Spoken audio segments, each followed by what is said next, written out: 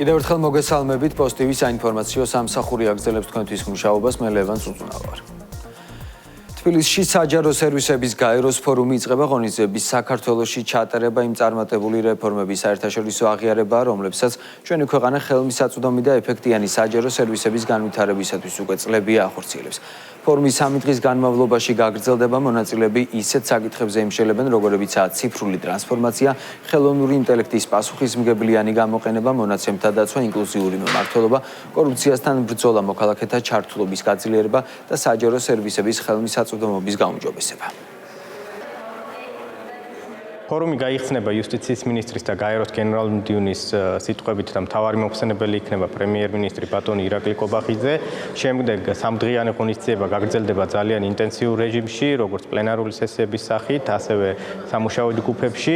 მონაწილეობას აქტიურად მიიღებენ როგორც გადაწყვეტილების მიმღები პირები, პოლიტიკოსები, მაღალი თანამდებობის მქონე პირები, ასევე დარგის ექსპერტები და აკადემიური წრეების წარმომადგენლები და ჩვენ გვექნება სრული შესაძლებლობა იმის, რომ საუკეთესო პრაქტიკა სახელმწიფო ერთმანეთს გაუზიარონ. 100-ზე მეტი სახელმწიფო არის დღეს თბილისში ჩამოსული. სახალხო დამცველი დღესწლიური ანგარიშით პარლამენტის პლენარულ სხდომაზე წარდგება ლევან იოსელიანი გასულ წელს კონსტიტუციით გარანტირებული ადამიანის უფლებების დაცვის თვალსაზრისით ქვეყანაში არსებულ პროგრესსა და გამოწვევებს მიმოიხილავს.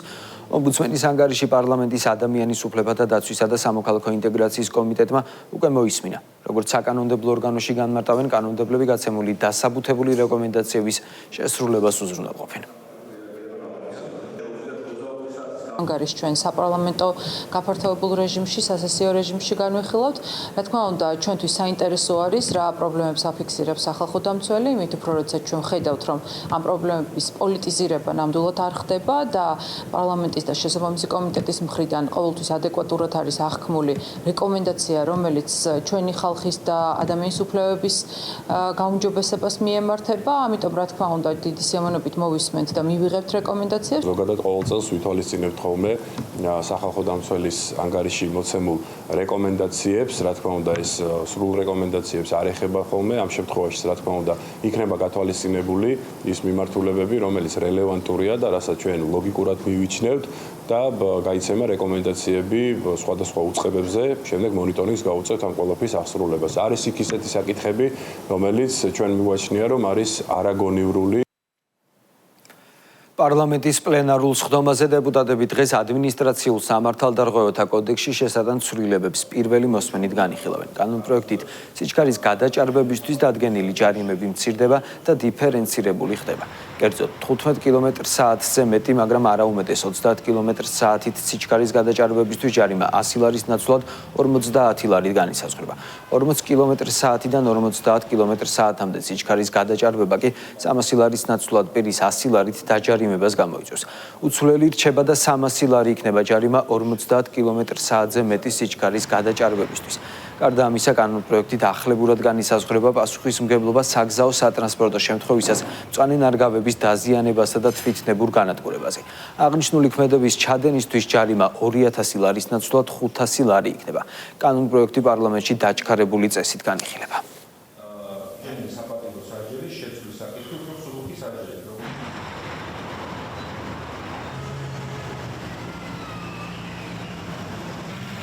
ზოგადად დაკვირვების რეჟიმში ვართ ნებისმიერ სანქციასთან დაკავშირებით და როდესაც კანონში შეგვაქვს კონკრეტული ცვლილება, ვუყურებთ შემდეგ ეს ცვლილება ახორციელებს თუ არა იმ პრევენციას, რისთვისაც იყო ჩაფიქრებული. ჯარიმების გამკაცრებამ სამწუხაროდ ვერ გამოიღო ის შედეგი და ავტოსაგზაო შემთხვევების რაოდენობის კლება არ გამოუწვევი ამ ყველაფერს და პირდაპირ ხელის გულზე დევს, რომ კორელაცია ამ გაზრდასა და ამ შემთხვევების კლებას შორის არ ყოფილა. შესაბამისად გადავწყვიტეთ, რომ ეს ყველაფერი შეგვემსუბუქებინა, რა თქმა უნდა, ეს მოსახლეობის სურვილიც არის. სახელმწიფო პოზიტიურად ერევა ასეთ მოცემულობაში და ადგენს ისეთ საკანონმდებლო დანაწესებს, რომელიც მეტად წარდგება როგორც ჩვენ საზოგადოებას ნაკლები ჯარიმების გადახდის კუთხით, ასევე არ დაკარგავს პრევენციულ მნიშვნელობას, რადგანაც მაგალითად 50 კმ-ზე მეტი გადაცილება სიჩქარისა კვლავად ძალიან მაღალი ჯარიმით იქნება სანქცირებული, თუმცა ეს რა თქმა უნდა არ ნიშნავს იმას, რომ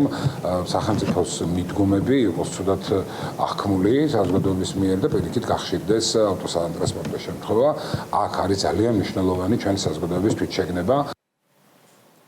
დღევანდელ პლენარულ სხდომაზე კანონმდებლები პირველი მოსმენით იმსჯელებენ უცხოელთა და მოქალაქეობის არ მქონე პირთა სამართლებრივი მდგომარეობის შესახებ კანონში შესატან ცვლილებებზეც.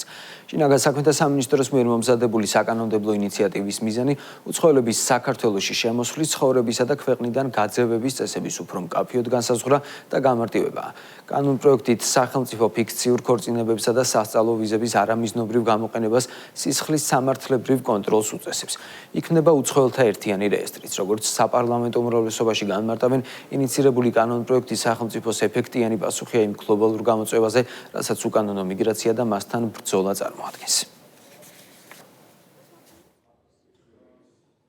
უწყებებმა, ვინც მიგრაციასთან და უკანონო მიგრაციასთან დაკავშირებულ საკითხებზე მუშაობს, დააფიქსირეს პრობლემა, რომელიც ერთ-ერთი მაგალითად ფიქტიურ ქორწინებას უკავშირდება და ეს ვიცით, რომ არა ლოკალური, არამედ ბევრ ქვეყანაში არსებული პრობლემა არის, შესაბამისად ამ ცვლილებებით უფრო დეტალურად განიმარტება და რაც თავარია, ეფექტური მექანიზმი დაინერგება, რომლის შედეგადაც შესაძლებელი იქნება ფიქტიური ქორწინებების აღმოფხვრა. ამავე ინიციატივაში არის მაგალითად სასწავლო ვიზის გაცემის პირობები და კრიტერიუმები დარეგულირებული. ძალიან მნიშვნელოვანი არის ის გამკაცრებული ზომები, რაც უკანონო მიგრაციასთან მიმართებაში არის, ზოგადად შინაგან საქმეთა სამინისტროს, ასე ვთქვათ, გაორმაგებული მუშაობა ამ მიმართულებით რამდენჯერმე გაიზარდა, მხოლოდ მათი თანამშრომლების რაოდენობა, ვინც ამ მიმართულებაზე მუშაობს, ჩვენ გავამკაცრეთ კანონები უშუალოდ პარლამენტში, იქიდან გამომდინარე, რომ უფრო ხელი შევუწყოთ შინაგან საქმეთა სამინისტროს, რომ უფრო მოქნილად იმუშაონ ამ მიმართულებით. ეს პრობლემა დღეს საქართველოს წინაშე არ დგას, თუმცა ჩვენ როგორც პასუხისმგებლიანი ხელისუფლება ვალდებულები ვართ, რომ გადავაზღვიოთ ყველანაირი პოტენციური რისკი, რომელიც შეიძლება მომავალში დადგეს და მაქედან გამომდინარე ვიღებთ ამ ზომებს. ოპოზიციაში მწვავე დაპირისპირება და ურთიერთბრალდებები გრძელდება. მიხეილ სააკაშვილი საკუთარი პარტიის წევრებს და კოლეგა ოპოზიციონერებს მიუთითებს, რომ ნაცმოძრაობის ლიდერი თავად არის და მისი სიტყვა სხვა წევრებზე წონადია. ექს-პრეზიდენტი თავს ნელსონ მანდელას ადარებს და ამბობს, რომ ციხეში ყოფნა მის გავლენებს ვერ დააკნინებს. ოპოზიციის მძიმე მდგომარეობა არ უკვირს მმართველ გუნდს, როგორც სახელისუფლებო პარტიაში განმარტავენ, ეს იმ ნდობა დაკარგული პარტიების პოლიტიკური დასასრულია, რომლებიც მხარდაჭერას მხოლოდ უცხოეთში ეძებენ. მიხაილ სააკაშვილის ქრონიკებიდან ბრწყინვალე ნანას და თინათინის შერკინება. აი ესე შეგვიძლია დავასათაუროთ ეს ტრაგიკომიკური მოვლენა, რომელიც ახლა შესთავაზეს ჩვენ საზოგადოებას და ზოგადად, როდესაც ესეთ რაღაცას თავაზობს საზოგადოებას, აი ესეთ უნიჭო სპექტრს, სხვადასხვა გადაადგილების თუ სცენარის, რომ შემდეგ რაღაც კვირიდან კვირამდე რაიმე სახის პოლიტიკური აქტივობა მაინც შექმნა და თუნდაც შენი პარტიული ტელევიზიები, ან თუნდაც შენი Facebook ეგრეთ წოდებული ბაბლები ასაუბრო ამ თემაზე, ეს მიუთითებს მათ სასოწარკვეთაზე. ვერანაირი კოალიცია ვერ იქნება, როდესაც ადამიანებს ერთმანეთი ეზიზღებათ, ძულთ ერთმანეთი და ის უკმაყოფილება, რაც აქვს გვარამიას ნაცების მიმართ, ნუ აი ეს რა თქმა უნდა ყველაფერი ხელოვნურია, თუმცა ერთი რაღაცაც ხაზგასასმელია, რომ გარე პატრონებმა ბოლო პერიოდში გვარამიაზე უფრო დადეს ფსონი, ვიდრე კონკრეტულად დედაპარტიის, ასე ვთქვათ, ლიდერებზე, შესაბამისად გვარამიას ინტერესში შედის, რომ მეტი ამორჩეველი წაიყვანოს უშუალოდ ნაცებისგან, მაგრამ საზოგადოება ძალიან კარგად ხედავს, რომ აბსოლუტურად ყველა ეს აქტორი, ვინც მე ჩამოვთვალე, იმართება ზუსტად ერთი და იგივე ვერტიკალით. შიდა დაპირისპირება, ესე ჭაობში ყოფი ძალებისა, ჭაობში ყოფი რადიკალებისა არის უკვე იმდენად აშკარად, რომ ვერ მალავენ სიძულვილს საკუთარი ყოფილი მოქმედი თანაგუნდელების მიმართ, არ არის აბსოლუტურად არაფერი გასაკვირი, ყველგან დობას და მხარდაჭერას მოკლებული ამისგან დაცლილი ეგრეთ წოდებული პოლიტიკური ძალები, რომელიც მხოლოდ უცხოეთში ეძებენ მხარდაჭერას და საფრთხე მოსახლეობასთან აბსოლუტურად არანაირი კავშირი არ აქვს. საბოლოო ჯამში მათი პოლიტიკური შედეგი არის ნული, არის ფიასკო. შინაგან საქმეთა სამინისტროს მიგრაციის დეპარტამენტის თანამშრომლება საქართველოდან უცხო ქვეყნის 88 მოქალაქე გააწევეს. მათ შორის არიან თურქეთის, თურქმენეთის, ინდოეთის, ნიგერიის, პაკისტანის, რუსეთის, აზერბაიჯანის, უზბეკეთის, ყაზახეთის, ჩინეთის, ბანგლადეშის, ეგვიპტის, იორდანიის, ნეპალის, სუდანის, ტანზანიის და სხვა სახელმწიფოების მოქალაქეები. მოქმედი კანონმდებლობის შესაბამისად გაძევებულ პირებს ქვეყანაში შემოსვლის აკრძალვა დაუწესდათ.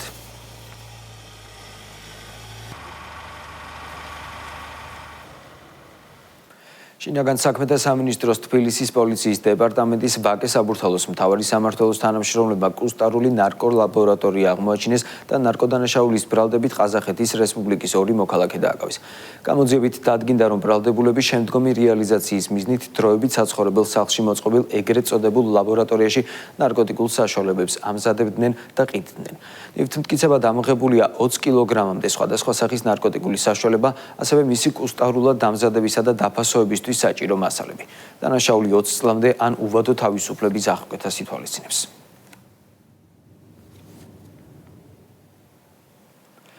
კახეთის რეგიონში გზების მშენებლობა რეაბილიტაცია აქტიურად გრძელდება. სოფელ აკურაში მიმდინარეობს ორფენიანი ასფალტის საფარის დაგება და სანეახური არხების მოწყობა. სამუშაოები ადგილობრივი ბიუჯეტიდან ფინანსდება და ღირებულება 120,000 ლას არჭარბებს. მიმდინარე წელს თელავის მუნიციპალიტეტში გზების მოწესრიგების მიზნით ადგილობრივი ბიუჯეტის დაფინანსებით 19 პროექტი განხორციელდება. აქტიურად მიმდინარეობს კახეთის რეგიონში ინფრასტრუქტურული სამუშაოები, კერძოდ დღეს ჩვენ ვიმყოფებით თელავის მუნიციპალიტეტის სოფელ აკურაში, სადაც მიმდინარეობს ერთ-ერთი შიდა გზის მოასფალტება და საბოლოო ჯამში ჩვენი მიზანია ქალაქ სოფლად თანაბარი ხარისხიანი საცხოვრებელი გარემოს შექმნა. მუნიციპალიტეტში ერთ-ერთი დიდი სოფელია აკურა.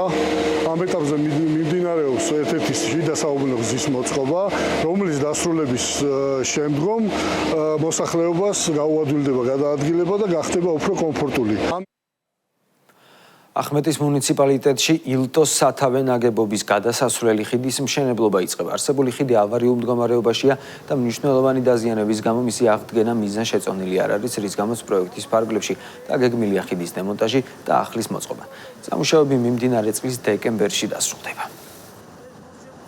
აღნიშნული რეგიონი წარმოადგენს სოფლის მეურნეობის განვითარების კუთხით ერთ-ერთ ძირეულ და მნიშვნელოვან რეგიონს.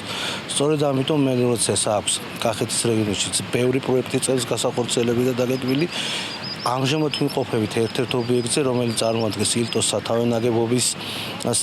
სათავეს ნაგებობას. აღნიშნულ ტერიტორიაზე გადაწყვეტილია სათავე ნაგებობის რეაბილიტაცია და სათავე ნაგებობათან ხიდის რეაბილიტაცია. პროექტის მიხედვით გათვალისწინებულია ამ ხიდის რეაბილიტაცია, რომელიც ითვალისწინებს ძირითადად ხიდის შუალედი და განაპირა ბურჯების რეკონსტრუქციას, გამაგრებას და სავალი ნაწილის მთლიანად შეცვლას.